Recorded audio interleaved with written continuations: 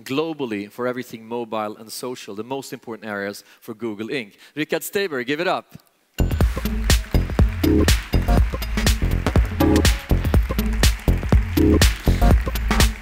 Oh, a hug, that's nice. Please have a seat. Yes. So, welcome back to Sweden. Thank you. Excellent. Great to be here. How does it feel to be back on SIME stage? It's a nostalgia trip, and it's a good thing to. It's a good excuse for me to come home and check on the house and meet some friends and do some business meetings. So I mean, you have a. We're only seeing the things that you did before. They're coming out now. What are the most exciting things for you that we're sort of just starting to see or will see in the future? Yeah, I think there are a couple of themes. I think you mentioned mobile. Super exciting. We're getting into the social game, and there's some new innovative technologies. But I think perhaps last year we talked about mobile, and I think we all underestimate the consumer revolution happening right now.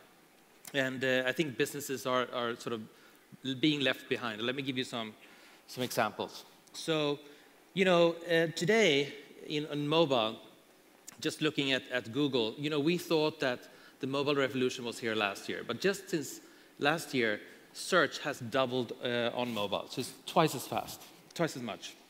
If you look at YouTube, YouTube mobile views has tripled since last year. So 40% of all YouTube views are now mobile views, which is an insane number. And I think we see that, you know, how many here have a smartphone? Hand up. So like everyone has a smartphone, which is connected to the internet, which makes it sort of a supercomputer, more processing power than when we landed on the moon.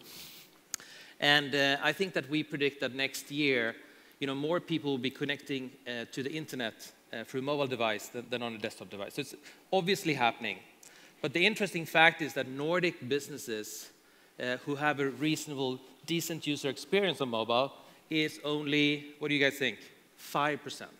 So 5% of businesses are actually only have, you know, it's insane. But what do you mean by that? So just clarify. Having a meaningful mobile existence, what is that according to you? So it means that when you are watching TV, you see something interesting, you're sitting there with your tablet, or you're in the store, you want to buy a printer for your wife, and you're wondering, is this a good printer?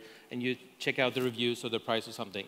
If you get to a site that you have to sort of try to sort of zoom in and try to do some drop-on, and you can't really get to the information you want, or you might not even find it. So what businesses need to do is that they need to be found on search on mobile, so have a site that works for a mobile device. And also, if you have loyal customers, have an app where you can have a continuous relationship with them. And what are you guys doing to sort of to fuel that change? I think it's interesting. You know, Google is definitely going mobile first. So if you look at our core services like search and YouTube and maps, it's all mobile now. And I think that the engineers, they're really thinking about how can I engage users on a mobile device, because the mindset is very, very different, right? You want to get something done. It's important where you are, where you're going. So it's different from desktop. And actually, tablets, which is growing really quickly now, is completely different from mobile, because you're 90% at home, you have Wi-Fi, you're leaning back, you're more in a browsing mode. Half of all tablet users have bought something on a tablet, so it's like really sort of a shopping kind of e-commerce is something we talk about. So you need to think about how do you engage users with a relevant experience on those devices. So what is going to happen with search? How is search evolving? So search is interesting because it's changing all the time. So first of all, I don't know if you searched recently, but we launched something called the knowledge graph. So when you search for things, search actually knows what a specific object is, if you're a person or you're a toy or you're a place, which makes it smarter. But you also mentioned that search is going social, which is basically enhancing the user experience so that you have this layer of your friends and your people to enhance your experience. So when you're coming to Palo Alto and you're looking for a fusion restaurant, you'll find that Tamarind in Palo Alto is the one, because your friend Rikard Steiber has recommended that. So I think that's adding a lot of value to all of our services. So what we're doing with Google Plus is not necessarily creating a new Facebook, but rather putting a social layer across all of our services to make them better for users and advertisers. not necessarily creating a new Facebook, not that you didn't want to, but you know, what's the difference between that experience, the Google Plus experience and the Facebook experience? Yeah, it's interesting. I mean, I think we've been social since the dawn of time. You know, we want to connect with our friends, our family, and people who share our interests. And we want to do that across the web, not just on one place or one destination. So I think what is happening is that you have identity, you know who's who on Google Plus, and you can connect with them across all of our different services. So it could be Gmail, it could be YouTube, could be search, could be any of our services. So I think the different thing here is that it's not that you just connect with people you met in the past, but you're also connecting with people who share your passions and your interests. So social in the old days, not too long ago, was very much connected with people in the past. In the future, it will be connected with people you don't know, or you haven't met yet, but who share your passion or your interest. So what are the business opportunities? If I want to socialize my business here, how should I think around that? Yeah, I think you should definitely check out Hangouts, which is taking social to the next level. So social is not sort of chats or sort of posts and updates. It's basically going to be face-to-face, so much more like in the real world. So if you think about businesses, everything from a sales moment where you're meeting face-to-face or to the back-end customer service situation. So Hangouts is free. You can integrate it. So if you're a florist shop and you have your little iPad or Android tablet, you can basically be in a persistent Hangout so customers can come in and you can show them the flowers. Or there are lots of ideas. I think my favorite one, since I'm into cooking, something called Chef's Hangout. I think you've seen that one, right? Yeah, yeah. But it's essentially you have this, you can pick your favorite chef from around the world. Say that you have Makamoto, who does fabulous sushi. You can all sort of join from your kitchen at home, so 5 different places, and you can all cook together. All kinds of new things. No, but that's on the social side. What do you think will happen sort of in the mobile? What will the experience be? There's Google Now, and there's a lot of things coming out. Yeah.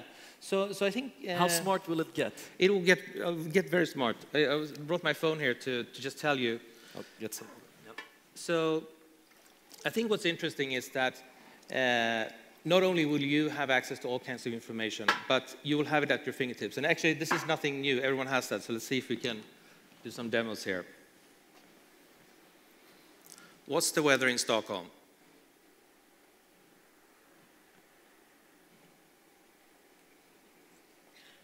Shit. Oh, no. I need to turn the volume on. Sorry. What's the weather in Stockholm?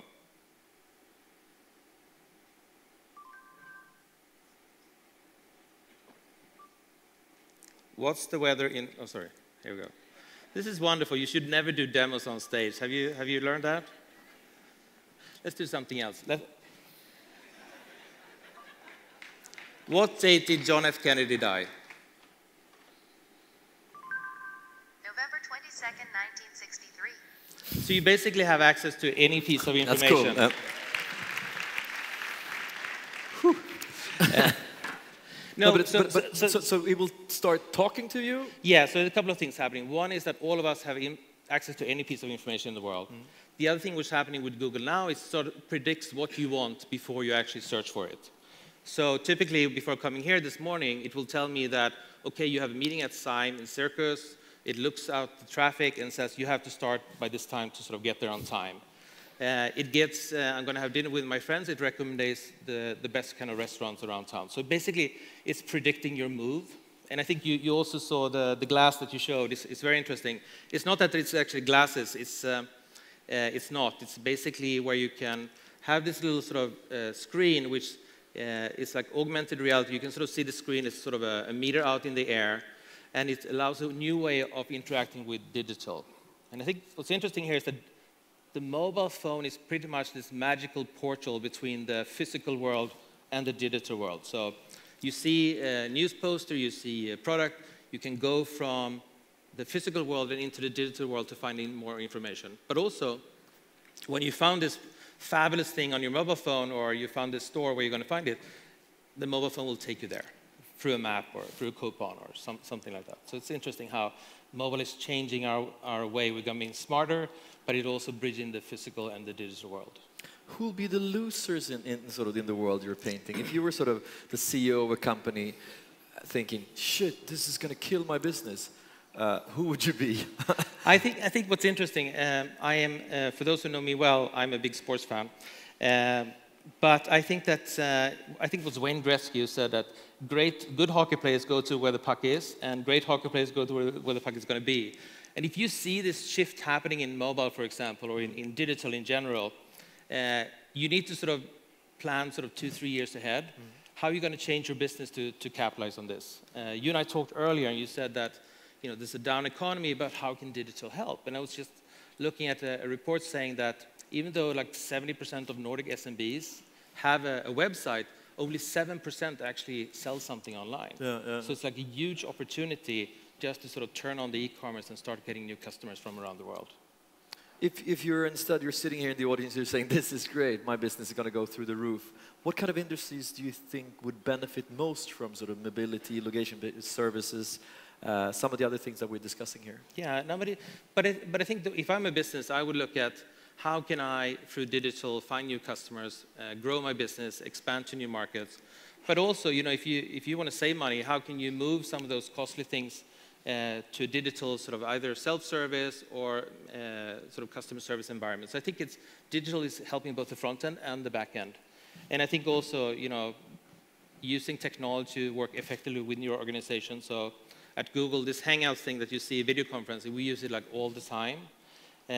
So I think that is something that can make it much more effective in sort of intra-corporate company communication, but also with customers. If you're sitting sort of I'm picturing you sitting somewhere in a lab with Larry and exactly Sergey. How it is. And exactly.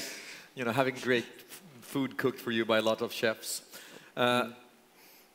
What are you thinking about? How does a meeting look? Is it like, what do you think we should do with Africa? Should we have, or what is there's such big bets that you guys are taking on sort of architecting the world. How does that come about? Yeah, I think it's interesting. First of all, what I found interesting in the US is that every meeting is 30 minutes. And they're very, very intense. And you don't have any coffee breaks. It's not that you meet people and say, should you want a coffee? And so it's very intense. And then at Google, you get brainwashed to think big.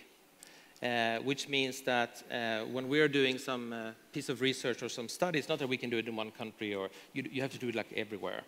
If you're going to do Hangouts, you need to create something truly unique. You think about how can we get President Obama to do a hangout with the people, or Reinfeldt to talk to his people here, or out in the lobby you'll see this Hangout ping pong, which is it's a ping pong game where you can be 4 people playing round table tennis.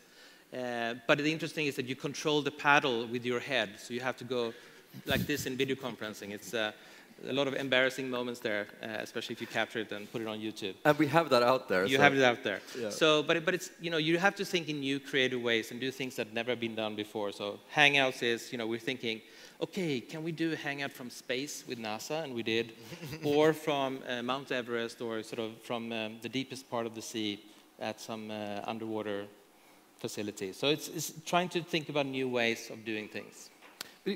If you guys are losing sleep, who would you lose sleep about? Would it be sort of privacy issues making people leave Google because they're angry, or will it be sort of a large social network sort of stealing the search business, or what are the things, if anything, or is it a new company we've never even heard about? Or no, I think it's interesting how the